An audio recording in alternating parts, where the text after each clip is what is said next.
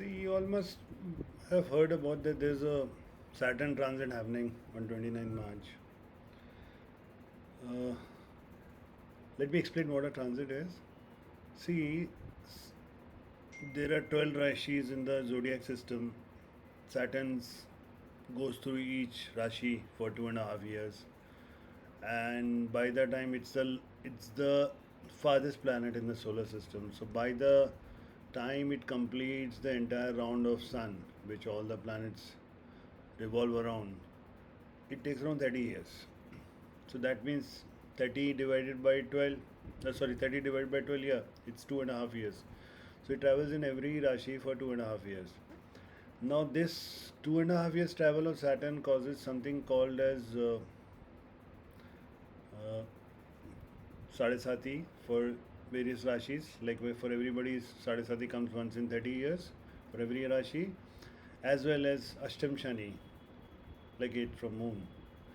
So, what is Sade Sati? Sade Sati is when whichever sign your moon is in, when Saturn comes and does a transit of 7.5 years, that is in the, suppose your sign is Aquarius, so Saturn will come into Capricorn, then your Sade Sati starts. Then Capricorn 2.5 years, Aquarius 2.5 years, and Pisces 2.5 years.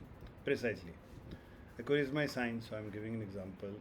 So now for Aquarius moon sign, it will go in the last phase of Sade Sati.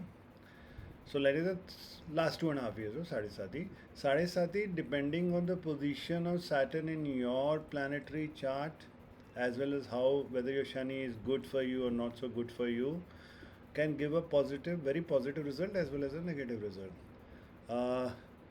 Lot of people with good Shani get good results in their last phase of in their entire Sade Sati. People with bad Shani are brought with the basically to the ground, and they're grounded in the sense that they learn the practical approach of Shani. So now coming back to now, Saturn is basically moving from Aquarius to Pisces.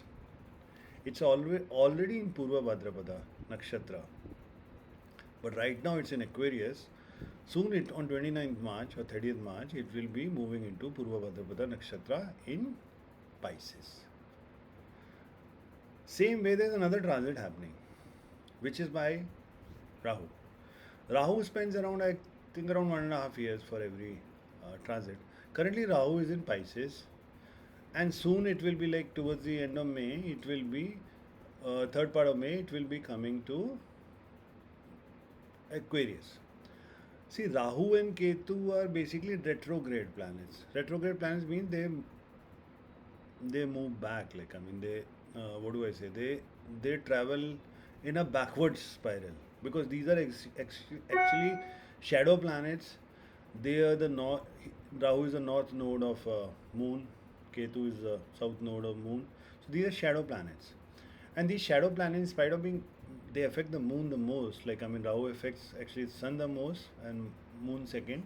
Ketu affects Moon the most and Sun second. But these shadow planets are kind of called emissaries of Saturn. So they work in close coordination with Saturn. That's what you can say. So what's going to happen is the Rahu transit in Aquarius will be good, because Aquarius is a sign of Rahu, and we will see some technology breakthroughs, because Aquarius is also the sign of technology, new age, AI, apps, ID apps, and things like that. So from Pisces to Aquarius, Rahu's transit is going to be good for the tech world, but not for the low end tech world, not for the factory tech world, which our big companies seem to be doing. Like they put, like, just doing coding coding a manual kind of entry work at the lower end of the thing. It's good for the tech world in innovation side. So a lot of these apps, say like delivery apps, Uber, uh, tech-enabled apps, fintech apps, AI, they're going to do very well in the next 2.5 years after Rahu transits into Aquarius on May 18. So that's also a tip to buy stocks of these, in case you want to get into that. Now, what I'm coming to is that during this transit of Rahu going backwards from Pisces to Aquarius, and Saturn going forward from Aquarius to Pisces, there'll be a brief interface when both of them will be there in the same nakshatra in Pisces Rashi, that is in Purva Bhadrapada nakshatra, for a span of around 1.5 months. So that 1.5 months is not really going to be good, because when Rahu and Shani are together, it's called something like Pishach Yoga. See, generally what happens, Rahu works as an emissary, as an agent of Saturn and does Saturn's work. But when Rahu and Saturn are together, Rahu controls Saturn and it's not vice versa. And Rahu is an impromptu, abrupt planet. It can bring like some kind of what, basically, since it's happening in Pisces, there can be water incidents. Water may suddenly come to some cities. There might be excessive rains. There might be abrupt things happening, because unlike Saturn creates results slowly, but Rahu results are very abrupt. They happen all of a sudden, like a sudden loss, sudden profit, sudden accident, things like that. And this is interface is happening in Purva Bhadrapada Vriksha, which is owned by Jupiter, which doesn't help really. Rahu is not really, doesn't have any fancy for Jupiter. With Jupiter also it creates a bad yoga when it's there with Jupiter. So what happened, the natives of Purva Bhadrapada Nakshatra, or typically Pisces Rashi, in that sense, so what it means is, like, suppose your moon is in Purva Bhadrapada Nakshatra, South Indians know that better, and your Rashi is say Pisces or mean, you might kind of feel, or you might be at the receiving end. So what you need to do is maintain your calm and know that this is going to happen. Those of you, if you can go to Shiva temple, that's a good remedy basically. Shiva or Krishna temple, both are good remedies for Rahu as well as Saturn as well as moon, because your moon will get afflicted. When your moon gets afflicted, moon is the mind, chit, man, then people may feel unnecessarily depressed, down, dejected for any reason. So one remedy is probably going to the temple. But suppose you're not a temple goer, then each planet owns certain, in terms of Vastu, each planet owns certain parts of your house. Like Rahu owns southwest, which is incidentally owned by a demon goddess named Niriti.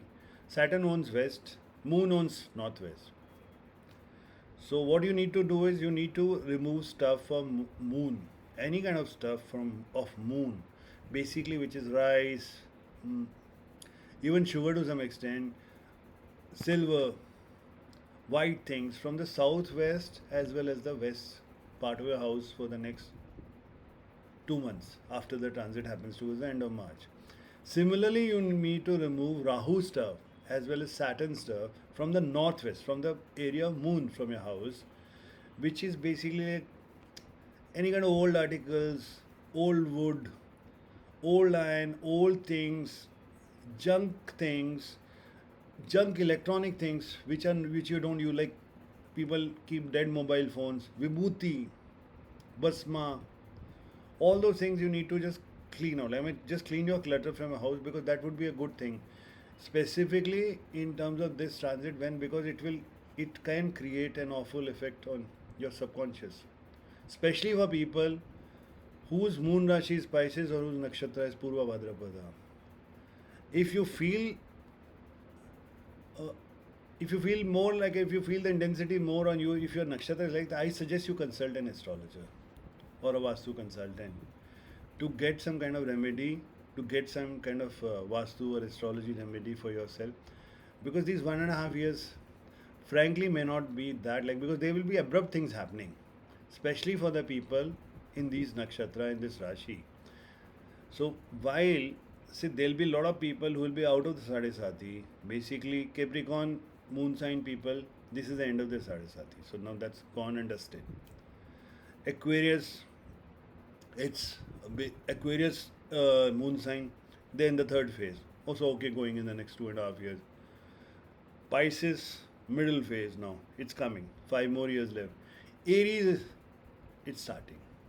So not, I mean, So welcome to the world of the and the fact is like Aries is like a people whose moon sign is Aries. Naturally, the it's Aries is ruled by Mars. So now that's not like a great thing for them either. Basically, I mean they need to have the patience. They need to learn the patience and stability of Saturn, which in, and also sometimes the diplomacy and the practicality and down to earth nature of Saturn, which sometimes might be a good thing. Patience is a good thing after all. Okay. Thanks. Yeah. That's what I have to say.